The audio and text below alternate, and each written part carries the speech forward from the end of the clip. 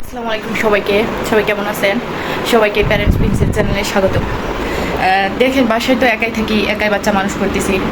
তো বড় মেয়েটা স্কুলে গেছে, সকালে হাজব্যান্ড অফিসে গেছে। এই ফাঁকে মেয়েটা ঘুমাইছে আর আমি কিছু কাজও সেরে নিলাম।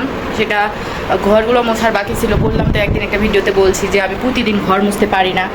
প্রতিদিন ঘর মুছতে গেলে বাচ্চা নিয়ে হয় না, ঠিক আছে? ঘরই ঝাড়ু দিতে পারি না সময় মতো। তো আজকে বাচ্চাটা ঘুমাই গেছে, ভাবলাম যে শুক্রবারের দিন ওর বাবা বাসায় থাকবে, অফিসে যেহেতু বন্ধ। শুক্রবারের দিন বাসায় থাকলে হয় কি, কাজ করা দেখলে বিরক্ত হয়, খালি নাকি সারাদিন কাজ করি বলে, সারাদিন কাজ করো সারাদিন কাজ করো, সময় দাও না, এটা সেটা খেতে চায় আর কি, রান্না বান্না করে খাওয়াইতে হয়। তো বাসায় যদি কাজ করি, মানে কাপড় ধোয়া বলেন, ঘর মোছা বলেন, এইসব যদি করি তো হচ্ছে আমার ওকে এটা সেটা নাস্তা করে দেওয়া হয় না। তারপর বাচ্চা যেহেতু ছোট, তো এখন আমি ঘর পরিষ্কার করেছি। দেখেন আমার ঘর এই যে গোছাই রাখছি, এই যে খাট গোছানো শেষ, তারপরে হচ্ছে পাশে আমার বিছানা গোছানো শেষ। আস্তে আস্তে আস্তে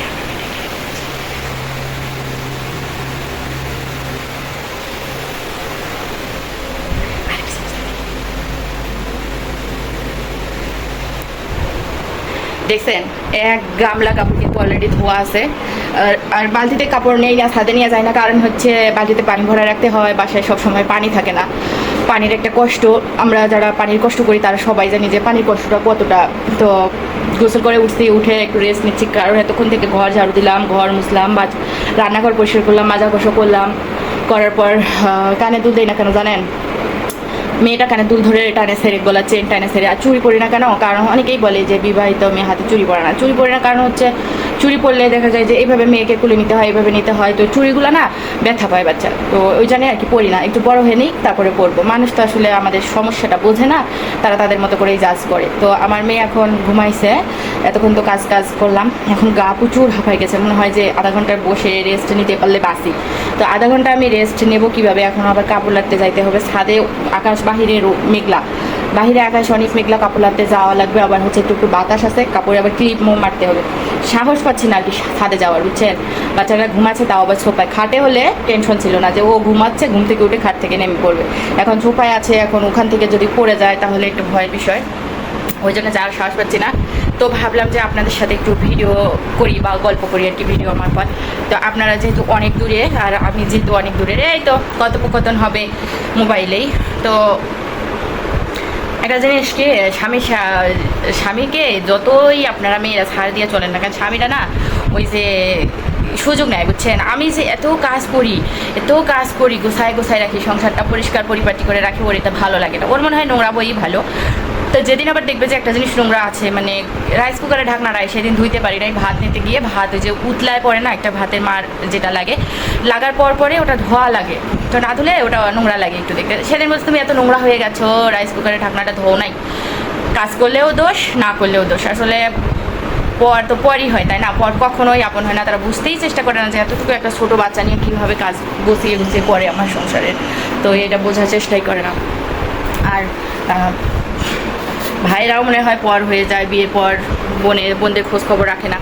আবার হচ্ছে সবাই পর হয়, তাই না? বাবার বাড়ির লোকজন, মা বাবা ভাই বোন আত্মীয় স্বজন সবাই পর হয়, একটা মেয়ে মানুষের সবাই পর হয়ে যায়। আমার তো মনে হয় যে আমার সন্তানেরা ছাড়া আমার সবাই পর, সন্তানেরাই শুধু একমাত্র আমাকে বোঝা। আমি আমার মেয়েটাকে বললাম যে মা তুমি হচ্ছে দেখেন একটা দুঃখের কথা যদি মেয়েকে বলেন, তো মেয়ে সেটা বোঝার চেষ্টা করে যে মা আমি তোমার দলে, ঠিক আছে?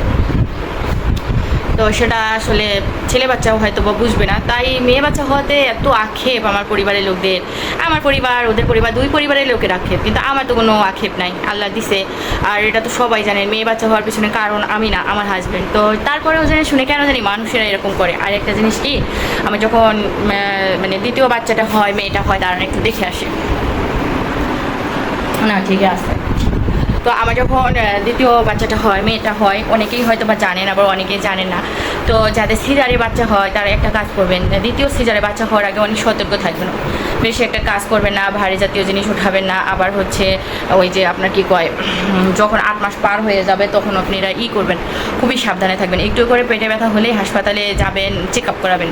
আমার হয়েছিল, আমার বাবার বাড়িতে ছিলাম, মায়ের সংসারে আর কি, জানেন তো ওদের মনে হয় শুধু বাড়িটাতেই ছিলাম আমি, ভাড়া বাড়ির মতো, আর পুরা বাড়ির কাজ কাম সবই আমাকে করতে হতো। তো কাজ করতে গিয়ে আমার না হঠাৎ করে পেটে ব্যথা, এই পেটে ব্যথা 3 দিন ধরেছিলাম। ধরে থাকার পর যখন হাসপাতালে ভর্তি হয়েছি, হওয়ার পর বাচ্চাটা আমার হলো সিজারে, কিন্তু আমার হচ্ছে জরায়ু ফেটে গেছে। হ্যাঁ, ফেটে গেছে জরায়ুতে, অনেক ফেটে মানে বাচ্চাটা নর্মালি আসতে চাইছিল, হতে পারে না, পরে জরায়ুটা ফেটে বাচ্চাটা কিন্তু আবার ওই যে সেলাইয়ের জায়গা ছিল আগে সিজারের, ওই সেলাইগুলোও ফেটে গেছে। অনেক আমাকে রক্ত দেওয়া লাগছে 4 ব্যাগ। আর হচ্ছে সেলাই ও জরায়ুতে অনেক সেলাই আছে, সে কারণে ডাক্তার বলছে যে আমার নাকি পরবর্তীতে আর বাচ্চা নেওয়া খুবই রিস্ক হয়ে যাবে। বলতেছে যে বাচ্চা যদি নিতে যাই, তো যখন বাচ্চাটা একটা সময় হবে কি 4-5 মাস বয়সের পর বাচ্চাটা যখন ধীরে ধীরে বড় হবে, তো বাচ্চাটা বড় হলে জরায়ুটা ওই সেলাইগুলো ফেটে যেতে পারে, তো খুবই রিস্ক হয়ে যাবে। তো বলছে যে আর বাচ্চা নেওয়া লাগবে না, খুবই সাবধানে থাকবেন, ঠিক আছে। এই সাবধানে থাকতে বলছে, এটা আমার হাজব্যান্ডও জানে, আমিও জানি, সবাই জানি পরিবারে, যে আর বাচ্চা নেওয়া যাবে না, বাচ্চা নিলে খুবই বড় রিস্ক আছে। ওই যে বলে 7 বছর 8 বছর পর নেওয়া, তাহলে বোধ হয় রিস্ক কম, না, রিস্ক সবখানেই আছে। 7 বছর পর নিলেও রিস্ক, 8 বছর পর নিলেও রিস্ক। তো দেখে আসলাম আবার মেয়েটাকে, তো রিস্ক। তো আমি আমার হাজব্যান্ডকে বলছি যে খুবই সাবধানে আমাদের চলাফেরা করতে হবে, কিন্তু ইদানিং আমার হাজব্যান্ডের পরিবর্তন অনেকটা আমি খেয়াল করতেছি, কেন জানি না। ও মানে আমাকেই সরাইতে চাচ্ছে কিনা এইভাবে ওর জীবন থেকে, সেটাও জানি না, নাকি অতিরিক্ত ওটা ওর ভালোবাসার কারণে, না কি জানি, আমি জানি না। ইদানিং ওর সাথে আমার এই বিষয়ে দ্বন্দ্ব হয় আর কি, ঝগড়া হয়, ঝামেলা হয়। এই ঝগড়া ঝামেলা চলতেছে আজ কয়েকদিন ধরে। আসলে পুরুষ মানুষ ঝগড়া ঝামেলার ফাঁকে যদি একটা খোঁটা দেয় মেয়ে মানুষকে, যে এই যে পরনের কাপড় নিয়ে খোঁটা দেয়, খাওয়ার নিয়ে খোঁটা দেয়, তারপরে সব কিছু নিয়ে খোঁটা দেয়, তখন না খুবই খারাপ লাগে, বুঝছেন, এতটাই খারাপ লাগে। আসলে মনে হয় নিজে যদি স্বাবলম্বী হইতে পারতাম, 2টা টাকা ইনকাম করতে পারতাম, তাহলে মনে হয় আজ এই কথাগুলো শোনা লাগতো না। আরও যদি হয়তো বাবার বাড়ির লোকজন একটু সাপোর্ট করতো, বা মা ভালো থাকতো, ভাই ভালো থাকতো, বাবার বাড়িতে যাওয়ার জায়গা থাকতো, তাও ভালো লাগতো, কিন্তু কোথাও না, আমাদের মতো অভাগী যাওয়ার জায়গা নেই। আমার বাচ্চা উঠে গেছে, ওর ওটার অপেক্ষাই করতেছিলাম যে ও উঠলে তারপর ছাদে যাবো কাপড় লাগতে। তো সবাই ভালো থাকবেন, আল্লাহ হাফিজ।